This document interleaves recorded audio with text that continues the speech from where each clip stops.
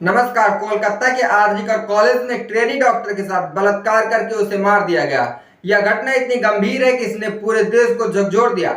मगर इस घटना पर पश्चिम बंगाल की मुख्यमंत्री ममता बनर्जी एकदम से चुप है। इस घटना पर महुआ मोइत्रा, जो कि मोदी सरकार को हर मामले में घेरती हैं, वह भी बिल्कुल शांत है। इस घटना पर टीएमसी की राज्यसभा सांसद नागरिक घोष, जो कि हमेशा अपनी आवाज उठाती हैं, वो भी बिल्कुल खामोश हैं। इन लोगों की खामोशी बेहद ही शर्मनाक और चिंताजनक है। वहीं दूसरी तरफ आसाराम बापू और राम रहीम को भी पेरोल पर रिहा कर दिया गया है। क्या यह सब बीजेपी के इशारे पर किया गया है? क्योंकि जब भी चुनाव आता है तो राम रहीम को बाहर किया जाता है। आखिर क्यों सभी पार्टियां ऐसे ही बलात्कारियों का समर्थन करती हैं? आसाराम बापू को 7 दिन की पेरोल मिली। इन्हें यह पेरोल 11 साल में पहली बार मिली है।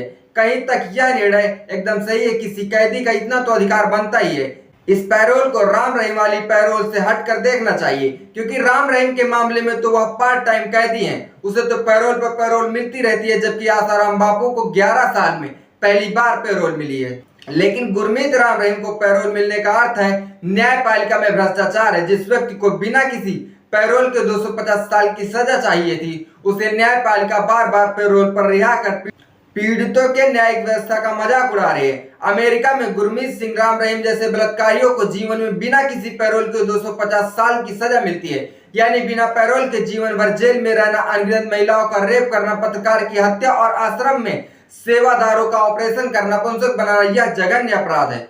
और ये सारे अपराध गुरमीत राम रहीम सिंह ने किए थे। किसी कैदी को पैरोल पर तब तक बाहर नहीं किया जाता जब तक उस कैदी को कोई गंभीर समस्या, कोई बीमारी ना हो या उसके घर में कोई बड़ी आपदा ना हो। आसाराम बापू को तो बीमारी के कारण रिहा किया गया है। अब पता नहीं वह सच में बीमार है या नहीं, या ये सब चुनाव के चक्कर में किया गया है। क्यों राम रहीम को बिना किसी समस्या के हर दूसरे तीसरे महीने पेरोल मिल जाती है?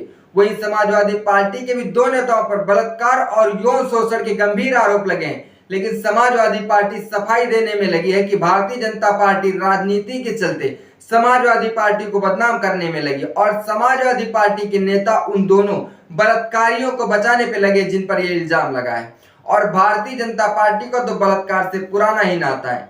भारतीय जनता पार्टी बलात्कारियों का समर्थन पीछे से हमेशा करती रहती है। ऐसे लगता है जैसे भारतीय जनता पार्टी बलात्कारियों का समर्थन करके कोई मेडल हासिल करना चाहती हो, या भारतीय जनता पार्टी यह बताना चाहती है कि बलात्कारी नेताओं को बचाने में हमने विश्व रिकॉर्ड बना रखा है। अभी हाल ही में ब्रजभूषण शरद सिंह, प्रज्वल और पता नहीं कितने बलात्कारियों के खुलासे हुए, लेकिन भारतीय जनता पार्टी ने अभी तक इनमें से किसी एक के भी घर में बुलडोजर नहीं चलवाया। अगर कोई विपक्ष का होता तो बिना इल्जाम घोषित हुए उसके घर पर बुलडोजर चलवा दिया जाता। आखिर क्यों सारी पार्टियां बलात्कारियों का समर्थन करके उन्हें बचाती हैं? क्या इस बात को कोई जवाब आपके पास है? अगर है तो कमेंट बॉक्स में कमेंट करके बताना ना भूलें। देखते रहिए हालचाल। जय हिंद।